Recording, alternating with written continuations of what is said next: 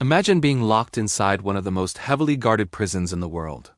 Thick concrete walls, armed guards watching from towering posts, and surveillance cameras tracking every movement. Escape is considered impossible. Every hallway is monitored, every door is controlled, every prisoner is watched. But one evening, the most famous inmate calmly walks into the shower area of his cell. Seconds later, he simply disappears. No alarms, no gunfire, no chaos, just silence. When the guards finally realize what has happened, the world's most powerful drug lord is already miles away, racing through a secret tunnel built right beneath the prison. This is the unbelievable story of Joaquín El Chapo Guzmán, a man who rose from extreme poverty to become one of the most feared criminals in modern history. Long before he became known worldwide, Guzmán grew up in a small mountain village in Mexico. Life there was harsh and unforgiving. Opportunities were almost non-existent, and many families survived by cultivating crops that were illegal but highly profitable.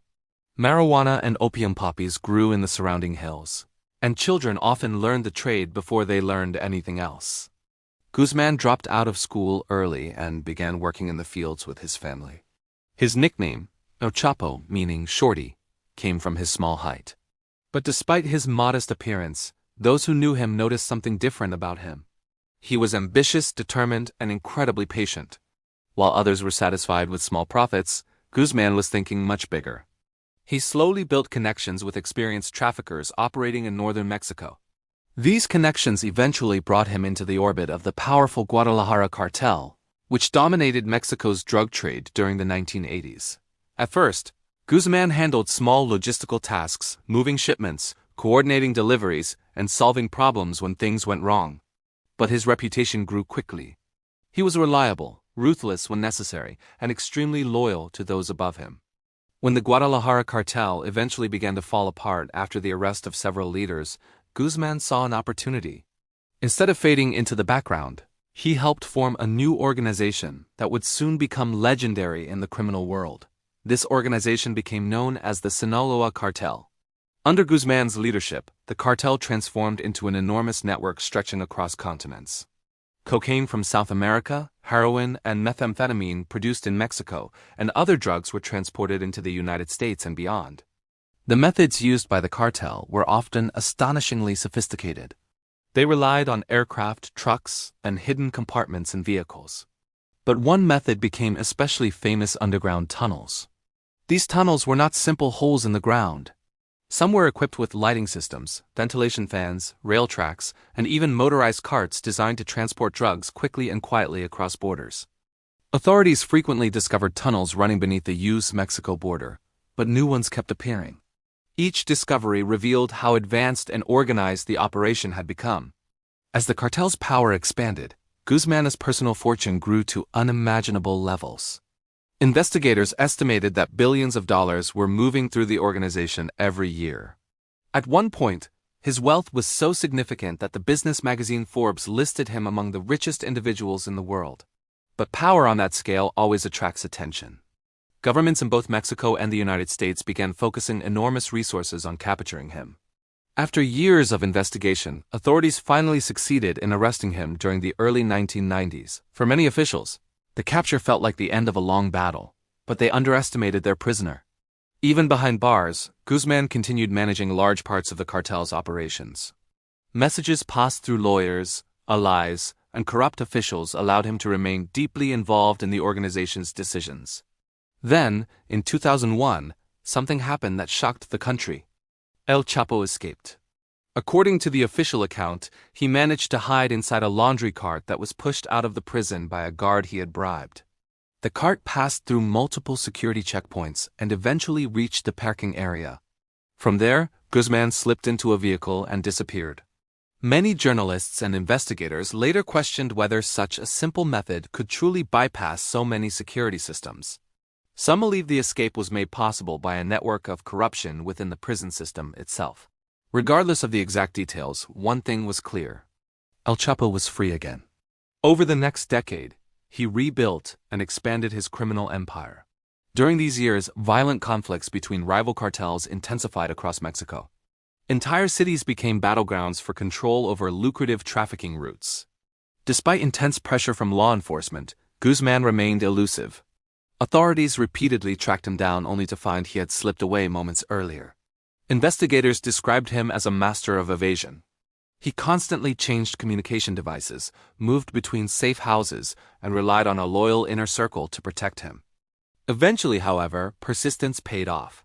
In 2014, Mexican Marines launched a carefully planned operation in the coastal city of Mazatlan.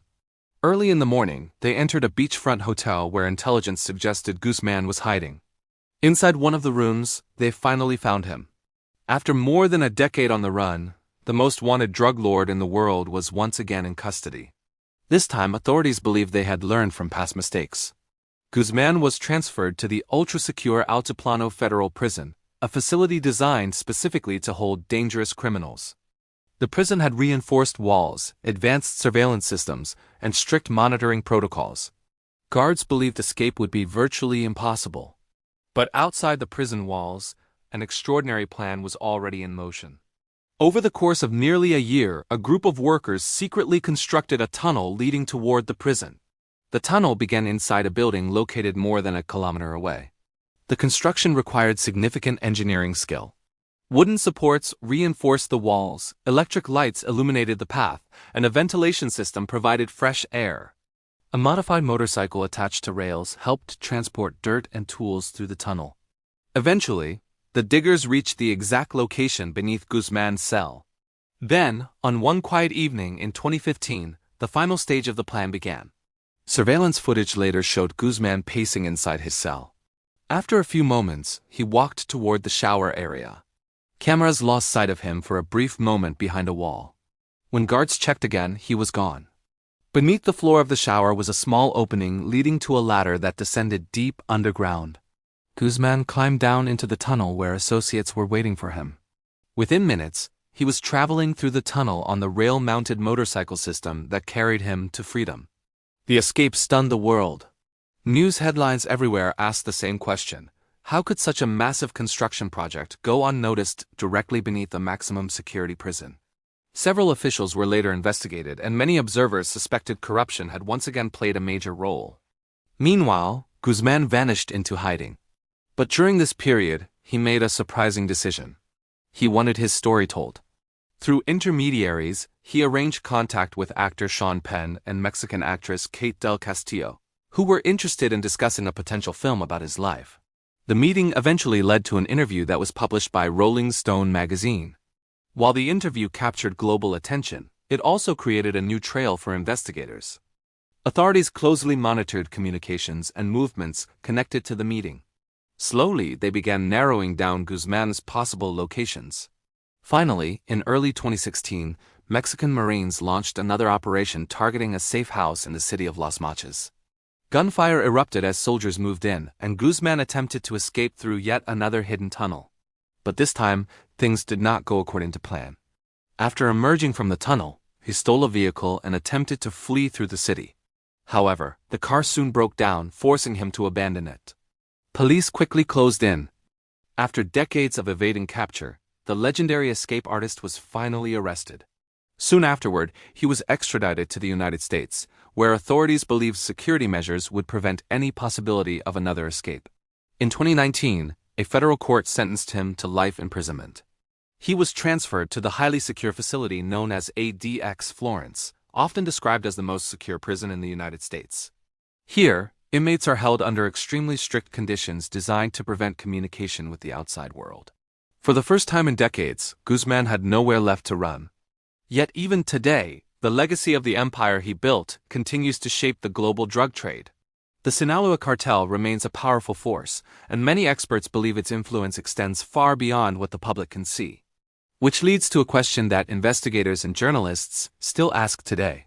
If the world's most wanted criminal could hide in plain sight for so many years, how many others might still be out there, building empires we haven't discovered yet?